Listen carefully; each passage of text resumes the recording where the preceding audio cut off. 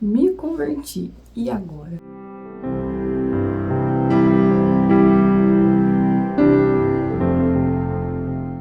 Tudo bem com vocês? Eu sou a Larissa, aqui do canal Vida com Cristo. E o intuito do vídeo de hoje é ajudar pessoas recém-convertidas a entenderem mais ou menos como que funciona a caminhada cristã, né? Eu sei que tem muitas pessoas que estão chegando agora, né? Foram impactadas, às vezes, por uma palavra, por um culto, um evento que for um missionário. Enfim, há várias maneiras de encontrar Jesus Cristo. Eu acho que cada um de nós temos as nossas particularidades. Porém, gente, o caminho é um só, né? A verdade é uma só. Porém, fica muito difícil, né? Existem muitas igrejas, umas falam que não pode nada, outras falam que pode tudo, e aí a gente fica mais perdido que segue em tiroteio.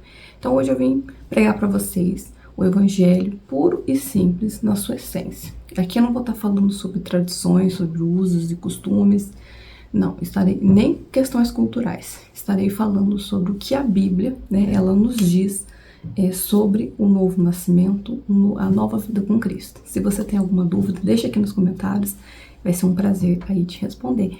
E também pode deixar aqui ideias pra gente gravar mais vídeos, né, de coisas que vocês tenham dúvidas. A Bíblia, a Palavra de Deus, é um livro bem grande, bem complexo, mas eu vou tentar resumir aqui para vocês da maneira mais simples de se entender.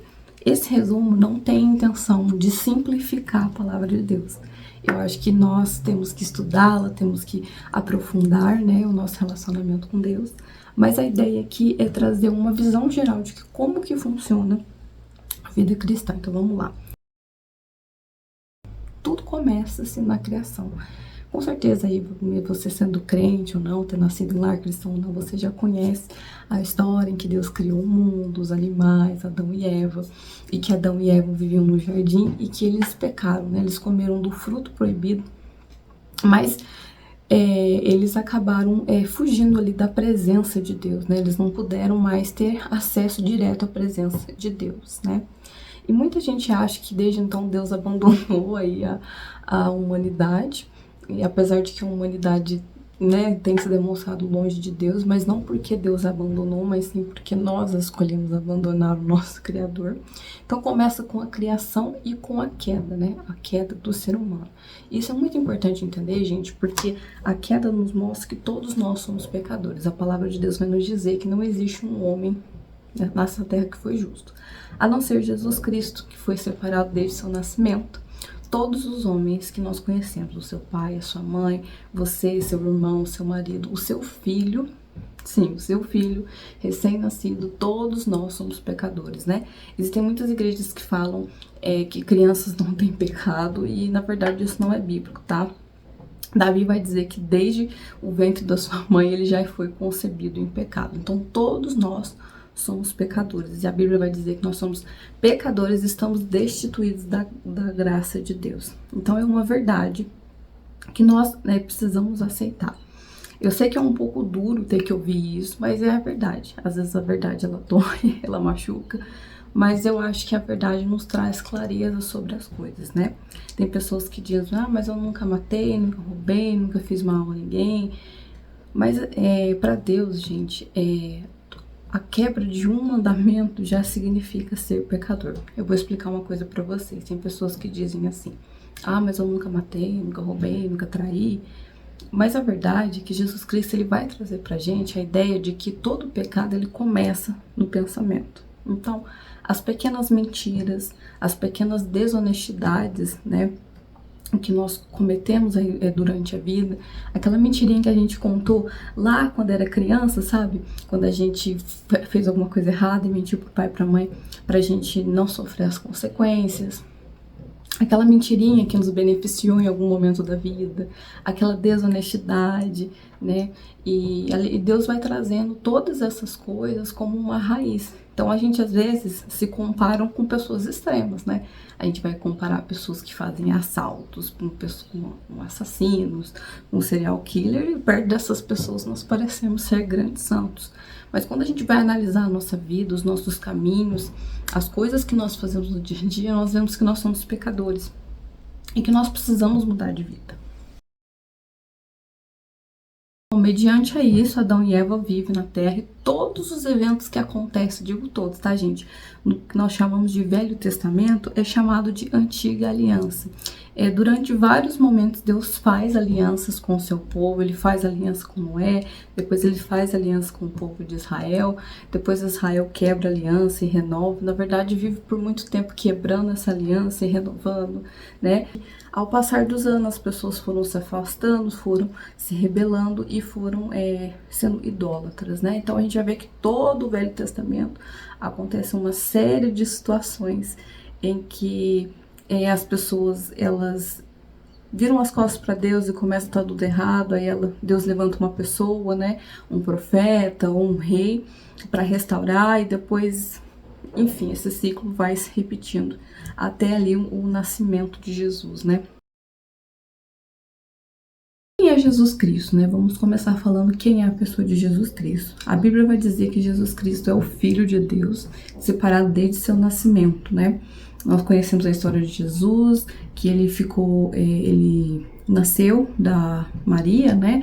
A Maria concebeu ele, na verdade, virgem, né? Ela não teve relações para ter Jesus, porque, na verdade, Jesus Cristo, ele é Deus encarnado, né? Jesus Cristo, ele não foi concebido de forma comum, porque ele não é apenas um ser humano comum. Apesar de Jesus Cristo ser, sim, um ser humano, né? Ele adquiriu a forma de ser humano, mas antes dele adquirir a forma de ser humano, ele já era Deus. Então, nós cremos que Jesus Cristo é 100% Deus e 100% homem, né? Então, Jesus Cristo, ele se encarna, ele não é uma nova pessoa ele não é uma criatura, ele não foi criado quando ele foi concebido. Na verdade, ele ganhou um corpo carnal para que pudesse se cumprir tudo aquilo que Deus já tinha dito, né?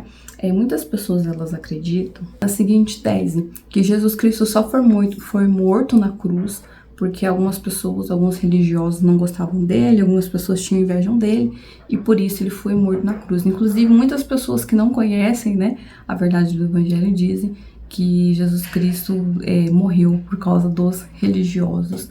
E é claro que sim, que a verdade é que alguns religiosos tinham inveja de Jesus, não gostavam de suas palavras, mas explode a sua cabeça se eu disser que era um plano de Deus. Bíblia lá em Gênesis 3:15, né? O capítulo 3, versículo 15. Recomendo que você faça a leitura do capítulo 3 inteiro, né? Que fala sobre ali o pecado de Adão e Eva, os castigos que Deus dá tanto para a mulher, para o homem e também para a serpente. Mas olha só que Deus nele não só deu castigo, mas também deu uma solução. E aqui ele falava do seu filho Jesus. Vamos ler junto? Farei com que haja inimizade entre você e a mulher, e entre a descendência dela entre sua descendência e o descendente dela, e ela lhe ferirá a cabeça e você lhe ferirá o calcanhar. O que Deus está querendo dizer? Que Deus ia colocar inimizade entre a mulher e a serpente, e que do descendente da mulher viria Cristo.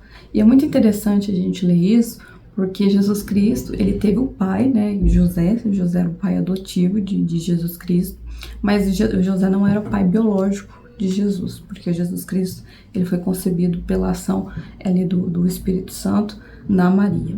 Jesus Cristo, ele morre na cruz, e tem muitas pessoas que não gostam da mensagem da cruz, e nem não gostam de cruz, e eu digo para vocês, gente, que a cruz, ela é a mensagem central do Evangelho. Se a gente tá indo na igreja buscar qualquer outra coisa que não for falar pra gente que é a cruz, e quando eu digo a cruz, gente, eu não tô dizendo o objeto, tá? Não tô dizendo a madeira da cruz, porque a cruz era só um objeto mesmo. Eu estou dizendo a mensagem que a cruz traz, que é, o que é a mensagem da cruz? É uma pessoa que não tinha pecado, um Deus misericordioso que mandou seu filho para morrer não simplesmente porque ele tinha que morrer, mas sim porque nós tínhamos uma dívida com Deus. É por isso que não tem como falar de evangelho sem falar de pecado, porque se a gente vive uma vida achando que a gente é bonzinho e que a gente nunca faz nada de errado, a gente nunca vai entender da mensagem da cruz. Quando nós começamos a analisar a nossa vida, ver as coisas de errados que a gente vai, nós percebemos quão miseráveis nós somos e quanto nós precisamos de um Salvador, de um Redentor, de uma pessoa que nos conecte com Deus Pai. porque Deus Pai é santo e nós somos pecadores, e você já deve ter ouvido que o pecado e a santidade, eles não se misturam. Então, Jesus Cristo é como se fosse uma costura, né? Pensa lá, temos duas partes de tecido separadas. Jesus Cristo é a costura que une, né, a humanidade com Deus Pai. E é impossível unir essas duas partes sem o intermédio de Jesus Cristo. Por isso que ele é o único caminho, a verdade e a vida. Não é placa de igreja, não é o profeta, não é o pregador, mas sim Cristo, né? É muito interessante a gente fazer essa análise, esse auto-julgamento, porque, como eu disse, a gente tem a tendência de achar que a gente não faz nada de errado. Porém, sabe aquela compra, aquela pessoa que você comprou e não pagou? Isso é errado. Aquela mentirinha que você contou, aquela desonestidade que você cometeu. Eu vejo muitas pessoas aqui no Brasil criticando os políticos, e eu também, tá, gente? Eu não defendo nenhum, né? Na verdade, eles têm muitos erros.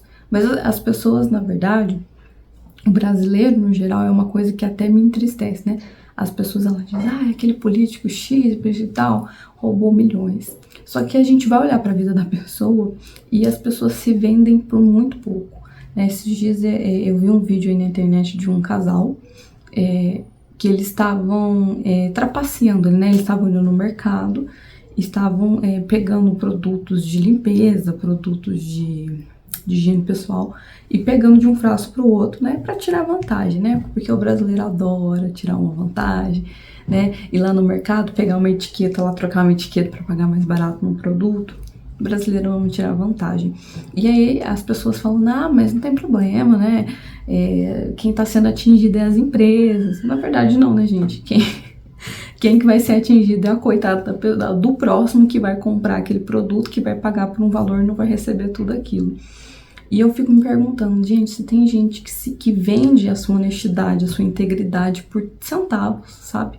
Tipo assim, o que essa pessoa ganhou, né, com isso tudo? Foi o quê? Centavos de vantagem. Se a gente fosse calcular tudo que eles ganharam de vantagem, não daria nem R$5. Então, se as pessoas vendem a sua integridade, a sua honestidade por R$5, você acha que a gente não faria por milhões? Então fica uma reflexão. Então tem muita gente que fala, não, que se fosse eu não faria. Mas será mesmo? Sabe? Porque a gente, por tão pouco, por tão menos, a gente se vende, né? A gente vende a nossa honestidade e integridade. Imagina se isso custa muito mais, né? Então eu acredito que nós, todos nós temos pecados e somos destituídos da graça de Deus, mas a culpa ela é necessária para que a gente possa reconhecer quem Cristo é. Agora que você entendeu o motivo pelo qual Jesus Cristo morreu na cruz e que na verdade os verdadeiros culpados não foram os religiosos da época, nem os romanos, e nem só, na verdade é lógico que eles participaram, eles têm culpa nisso também, mas que eles não são apenas os culpados, né? Tem muito mais gente envolvida que na verdade é a humanidade inteira. Nós vamos aprender o processo da justificação. O que é a justificação? A palavra justificação, o próprio nome já diz, né? Quando você comete alguma coisa, algum erro, alguma coisa, você precisa se justificar, né? Precisa se justificar de alguma coisa.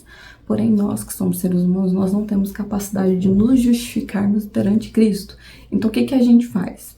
A gente recorre até a Cristo para que Ele nos justifique. Quando Jesus Cristo morreu na cruz, todos nós fomos salvos e perdoados dos nossos pecados.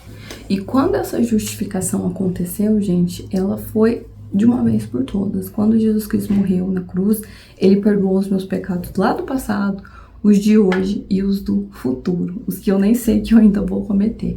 Então a justificação ela aconteceu de uma vez por todas. Jesus Cristo ele não precisa morrer na cruz de novo, não precisa de mais de outras coisas. O que Ele fez foi de uma vez por todas, foi suficiente. Essa foi a justificação. Quando nós falamos de regeneração, nós estamos falando de direitos. Você ganhou o direito de morar no novo céu, na nova terra, o direito de ser filho de Deus, o direito de se relacionar, de se reconectar com o seu Pai. E isso é uma coisa muito interessante, porque eu vejo que, principalmente pessoas novas convertidas, ou pessoas que já estão um tempo na fé, elas têm a mania de falar o seguinte, né? O famoso crente 6 horas, né? Ai, irmã, ora lá por mim, não sei o quê. Gente, não tem problema nenhum a gente orar pelas outras pessoas, a gente pedir para que as pessoas nos ajudem em oração, não há nada de errado com isso. Porém, tem gente que fica fugindo de Deus, né? Fica tipo, não, ora lá, se você... É igual quando criança, né? Tipo, pede lá, porque se eu pedir pra minha mãe, ela não vai deixar, mas se você pedir, é igual criança mesmo. Assim, não fuja da responsabilidade de ter um relacionamento com Deus, tá? Pode pedir para as pessoas orarem para você, mas parem com essa ideia diabólica de falar que, vou pedir para a pessoa lá da minha igreja porque ela tem mais crédito. Gente, pelo amor de Deus, isso não existe. Na verdade, nós pedimos para uma pessoa e essa pessoa chama Jesus Cristo. Ele sim, porque se a gente chegar diante de Deus, e por isso nós oramos o nome de Jesus Cristo, né? Às vezes a gente acaba falando como um costume, não é automático. Em nome de Jesus, amém. Mas quando a gente diz em nome de Jesus, nós estamos entregando a nossa oração para Jesus, para ele repassar para Deus. Porque ele é a pessoa que teve o crédito total de chegar diante da presença de Deus e entregar-lhe os nossos pedidos, enfim, as nossas orações, não só os pedidos, tudo que a gente ora. Então é importante ter um relacionamento com Deus. Para de terceirizar isso para as outras pessoas, tá? O único intercessor que a Bíblia diz é Jesus Cristo. É claro que a Bíblia também diz que nós devemos interceder pelos nossos irmãos. Então eu posso orar por você, você pode orar por mim, mas eu não tenho a responsabilidade da sua vida com Deus, tá? Eu tenho a responsabilidade da minha vida com Deus. Então você precisa exercer, né, esse direito. Você ganhou isso de graça, mulher, homem, você ganhou isso de graça. Então usufrua desse direito. Olha que direito maravilhoso de poder chegar a Deus no nome de Cristo. Da santificação. Eita, a palavra santidade dá tão medo na gente, né? Eu acho que até com razão, porque Deus é santo e a gente tem que ter temor, não medo de Deus, mas respeito, sabe, pela santidade de Deus.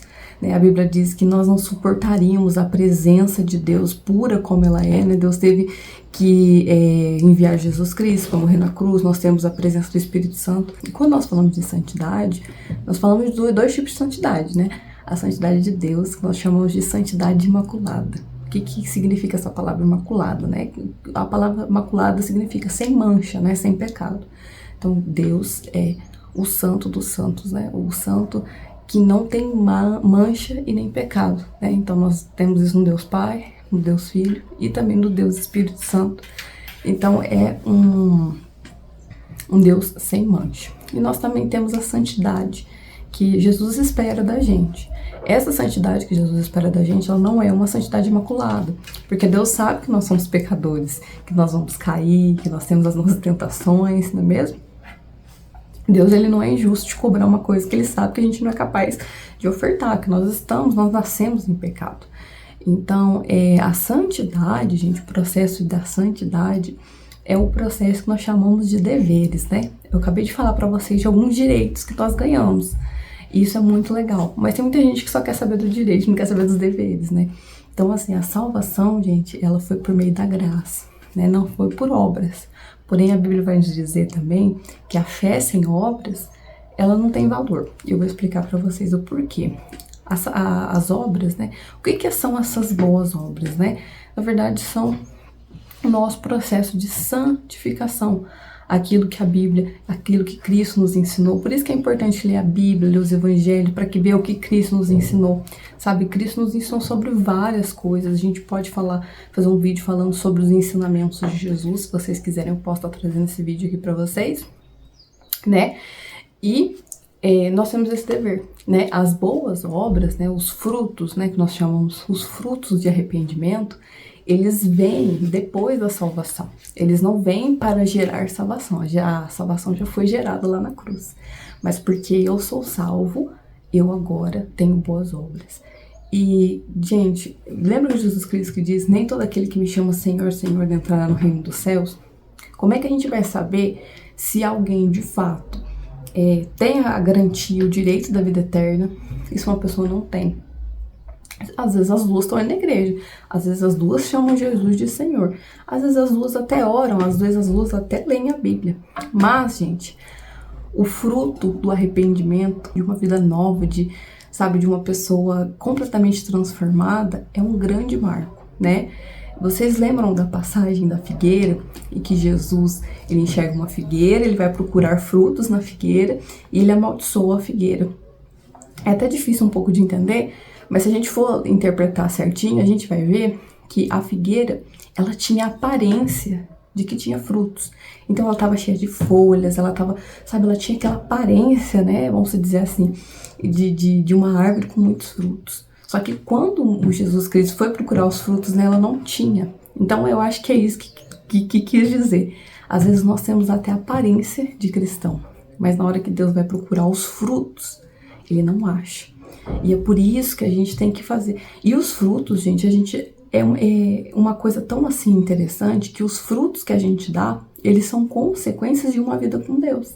Então, se você tem uma vida de relacionamento, né? Gente, não adianta você ir na igreja 1 ou 2 vezes na semana, se você passa a semana inteira sem orar, a semana inteira sem ler a Bíblia. A gente precisa de ter o contato com Deus, entendeu? A igreja, ela é importante, ela é... Mas se você comer 2 vezes na semana, você vai morrer de fome. Se você tomar água só no domingo, você vai morrer de sede. Então você precisa buscar a Deus todos os dias. A igreja é um momento que nós estamos ali com os nossos irmãos para adorar a Deus em conjunto, mas nós precisamos também no nosso momento individual, né? Que é o tal do secreto que Jesus disse: fecha a porta do seu quarto, e teu pai te vê em secreto, publicamente te recompensará. Então, assim, tem que ter relacionamento, gente. Sem relacionamento, e o relacionamento com Deus, que é um direito, vai te gerar frutos. E você não precisa nem se esforçar muito para fazer frutos, que aí quando você começa a ter um relacionamento com Deus, você vai vendo que o pecado não é tão bom assim. Na verdade, ele é horrível. A gente acha que o pecado, tem muita gente que fala, não, porque o pecado é bom. Gente, o pecado não é bom.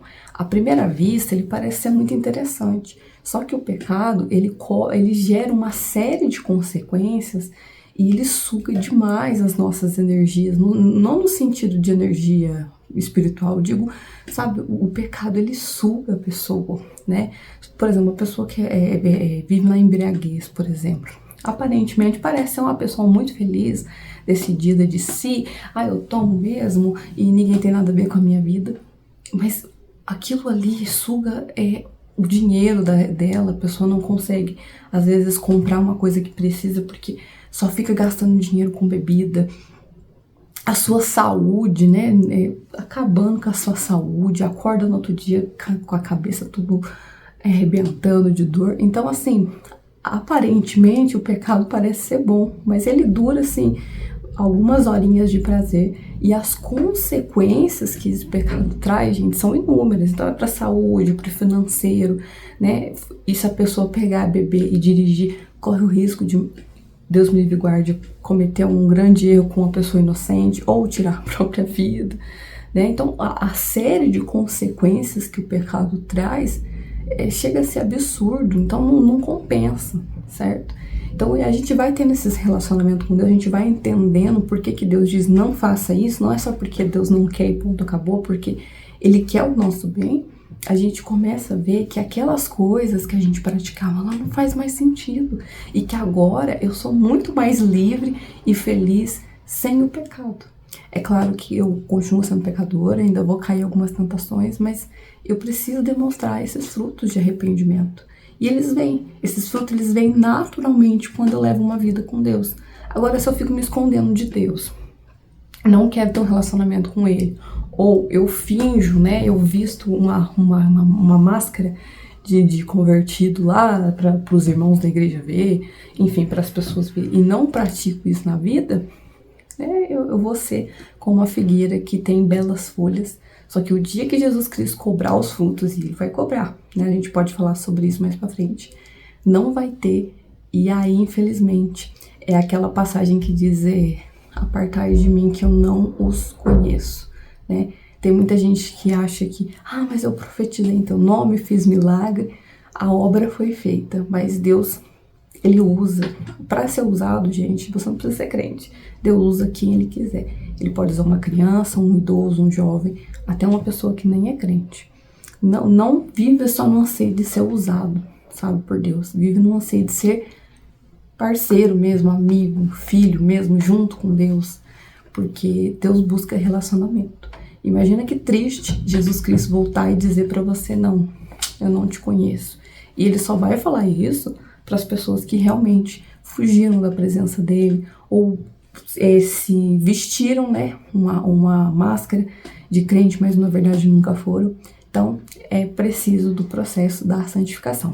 E o último processo é o processo da glorificação, que vai acontecer quando Jesus Cristo voltar, né? A Bíblia nos diz que quando Jesus Cristo voltar, o nosso corpo, ele vai ser restituído, nós não vamos ter mais pecado, inclusive nós não vamos ser nem homens e mulheres mais, Jesus Cristo diz que não vai existir mais sexo, né, tipo um feminino e masculino, não vai existir mais, e que nós vamos viver inteiramente para a graça de Deus. Então a glorificação é uma esperança. Quando eu era pequena, eu sempre lia às vezes a Bíblia e ficava pensando, nossa, como é que era, né, pro povo do passado, né, as pessoas que ouviram a profecia que Cristo ia nascer, né, e a gente já passou por tudo isso, né, e o Apocalipse é a profecia que ainda não se cumpriu, que vai se cumprir, que nós esperamos que Jesus Cristo volte. Às vezes a gente lê as passagens bíblicas, né, de Noé, de Sodoma e Gomorra, ou da Babilônia, a gente fala, gente, como é que esse povo não ouvia a voz de Deus e não se arrependia? Na verdade, isso se repete até hoje, né? Jesus Cristo prometeu que Ele vai voltar. E quando Ele voltar, Ele vai julgar todos os seres humanos. Aqueles que